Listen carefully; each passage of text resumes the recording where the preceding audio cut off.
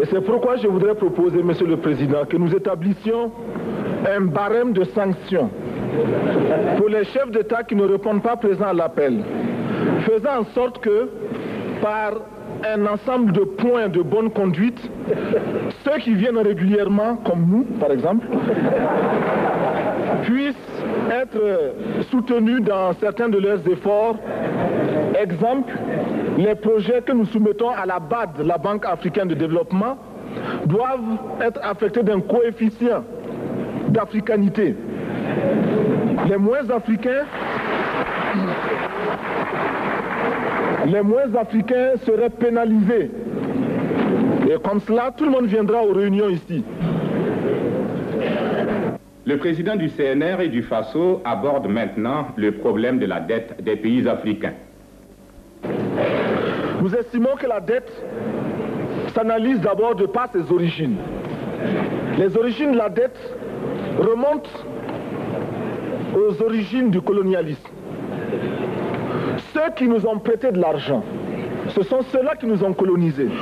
Ce sont les mêmes qui géraient nos États et nos économies. Ce sont les colonisateurs qui endettaient l'Afrique auprès des bailleurs de fonds, leurs frères et cousins. Nous étions étrangers à cette dette. Nous ne pouvons donc pas la payer.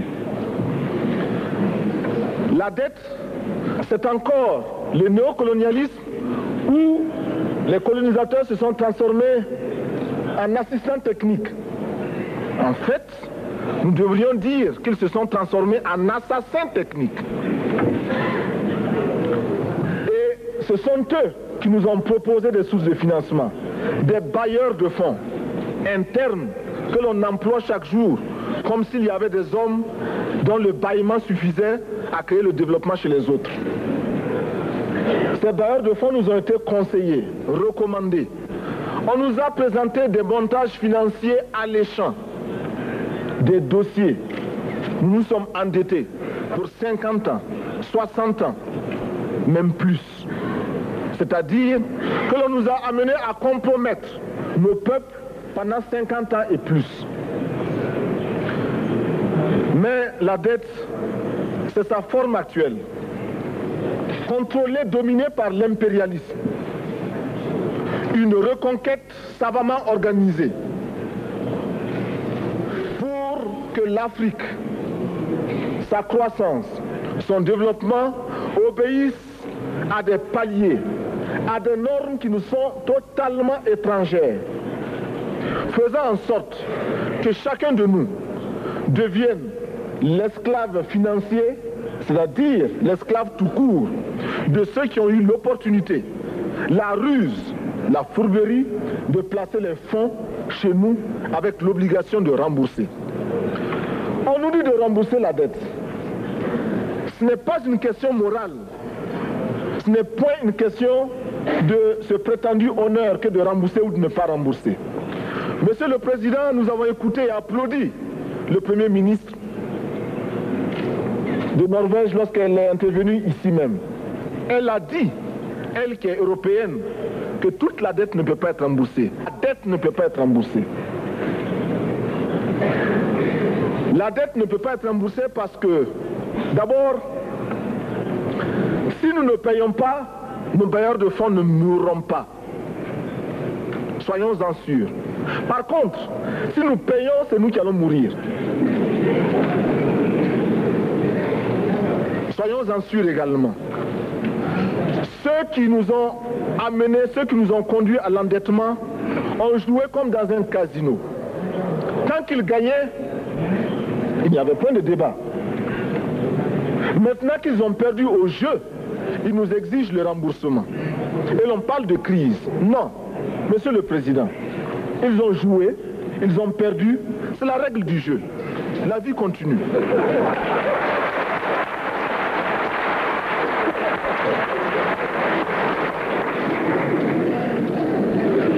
Nous ne pouvons pas rembourser la dette parce que nous n'avons pas de quoi payer. Nous ne pouvons pas rembourser la dette parce que nous ne sommes pas responsables de la dette. Nous ne pouvons pas payer la dette parce qu'au contraire les autres nous doivent ce que les plus grandes richesses ne pourront jamais payer, c'est-à-dire la dette de sang. C'est notre sang qui a été versé. On parle du plan Marshall qui a refait l'Europe économique, mais on ne parle jamais du plan africain qui a permis à l'Europe de faire face aux hordes hitlériennes lorsque leur économie était menacée, leur stabilité était menacée. Qui a sauvé l'Europe? C'est l'Afrique. On en parle très peu. On en parle si peu que nous ne pouvons pas, nous, être complices de ce silence ingrat.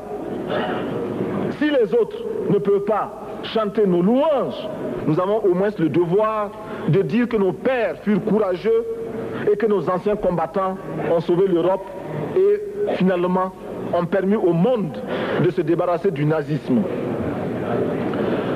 La dette, c'est aussi la conséquence des affrontements. Et lorsque l'on nous parle aujourd'hui de crise économique, l'on oublie de nous dire que la crise n'est pas venue de façon subite. La crise existe de tout temps et elle ira en s'aggravant chaque fois que les masses populaires seront de plus en plus conscientes de leurs droits face aux exploiteurs. Il y a crise aujourd'hui parce que les masses refusent que les richesses soient concentrées entre les mains de quelques individus. Il y a crise parce que quelques individus déposent dans des banques à l'étranger des sommes colossales qui suffiraient à développer l'Afrique. Il y a crise parce que face à ces richesses individuelles que l'on peut nommer, les masses populaires refusent de vivre dans les ghettos, dans les bas quartiers. Il y a crise parce que les peuples partout refusent d'être dans Soweto face à Johannesburg. Il y a donc lutte et l'exacerbation de cette lutte amène les tenants du pouvoir financier à s'inquiéter. On nous demande aujourd'hui d'être complices de la recherche d'un équilibre. Équilibre en faveur des tenants du pouvoir financier, équilibre au détriment de nos masses populaires. Non, nous ne pouvons pas être complices. Non, nous ne pouvons pas accompagner ceux qui sucent le sang de nos peuples et qui vivent la sueur de nos peuples. Nous ne pouvons pas les accompagner dans leur démarche assassine. Monsieur le Président, nous entendons parler de clubs. Club de Rome, club de Paris, club de partout. Nous entendons parler du groupe des 5, du groupe des 7, du groupe des 10, peut-être du groupe des 100, et que sais-je encore. Il est normal que nous créions notre club et notre groupe. Faisons en sorte que dès aujourd'hui, Addis Abeba devienne également le siège, le centre d'où partira le souffle nouveau, le club d'Addis Abeba. Nous avons le devoir aujourd'hui de créer le front uni d'Addis Abeba contre la dette.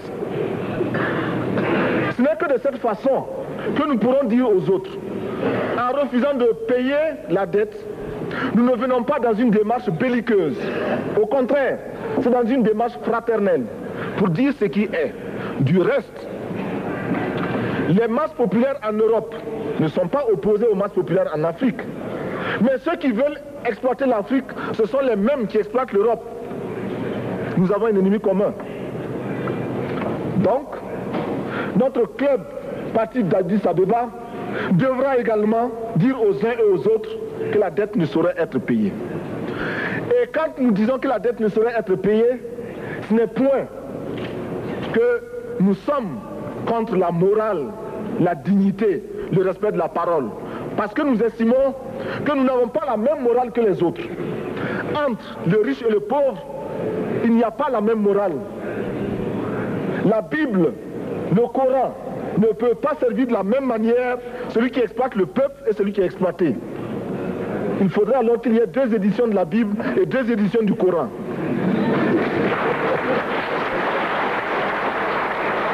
Nous ne pouvons pas accepter qu'on nous parle de dignité. Nous ne pouvons pas accepter que l'on nous parle de mérite de ceux qui payent et de perte de confiance vis-à-vis de ceux qui ne paieraient pas. Nous devons au contraire dire que c'est normal aujourd'hui. Nous devons au contraire reconnaître que les plus grands voleurs sont les plus riches. Un pauvre, quand il vole, ne commet qu'un larcin ou une peccadille, tout juste pour survivre par nécessité. Les riches, ce sont eux qui volent le fisc, les douanes et qui exploitent les peuples. Monsieur le Président, ma proposition ne vise pas simplement à provoquer ou à faire du spectacle. Je voudrais dire ce que chacun de nous pense et souhaite. Qui ici ne souhaite pas que la dette soit purement et simplement effacée?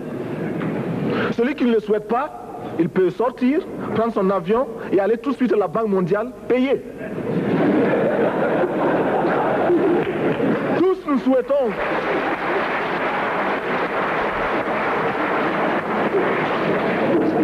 ma proposition n'est pas non plus, je ne voudrais pas que l'on prenne la proposition du Burkina Faso comme celle qui viendrait de la part de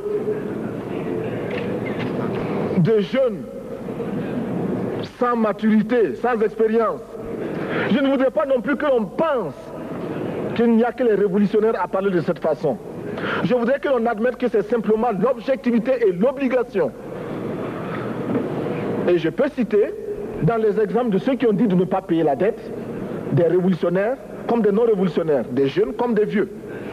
Je citerai par exemple, Fidel Castro a déjà dit de ne pas payer. Il n'a pas mon âge, même s'il est révolutionnaire. Mais je pourrais citer également François Mitterrand, qui a dit que les pays africains ne peuvent pas payer, les pays pauvres ne peuvent pas. Je pourrais citer Madame le Premier ministre. Je ne connais pas son âge et je m'en voudrais de le lui demander. Mais c'est un exemple. Je voudrais citer également le président Félix Houphouët-Boigny. Il n'a pas mon âge. Cependant, il a déclaré officiellement, publiquement, qu'au moins pour ce qui concerne son pays, la Côte d'Ivoire ne peut pas payer. Or, la Côte d'Ivoire est classée parmi les pays les plus aisés d'Afrique, au moins d'Afrique francophone. C'est pourquoi d'ailleurs il est normal qu'elle paye plus en contribution ici. Mais, Monsieur le Président, ce n'est donc pas de la provocation. Je voudrais que très sagement, vous nous offriez des solutions. Je voudrais que notre conférence adopte la nécessité de dire clairement que nous ne pouvons pas payer la dette.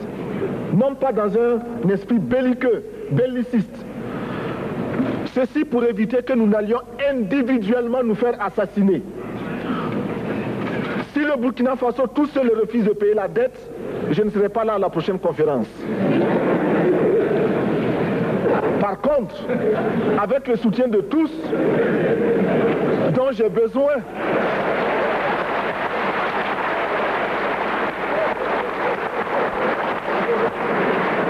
avec le soutien de tous, nous pourrons éviter de payer. Et en évitant de payer, nous pourrons à notre développement. Et je voudrais terminer en disant, chaque fois qu'un pays africain achète une arme, c'est contre un Africain. Ce n'est pas contre un Européen. Ce n'est pas contre un Asiatique. C'est contre un Africain. Par conséquent, nous devons également, dans la lancée de la résolution de la question de la dette, trouver une solution au problème de l'armement. Je suis militaire et je porte une arme. Mais Monsieur le Président, je voudrais que nous nous désarmions. Parce que moi, je porte l'unique arme que je possède et d'autres ont camouflé les armes qu'ils ont.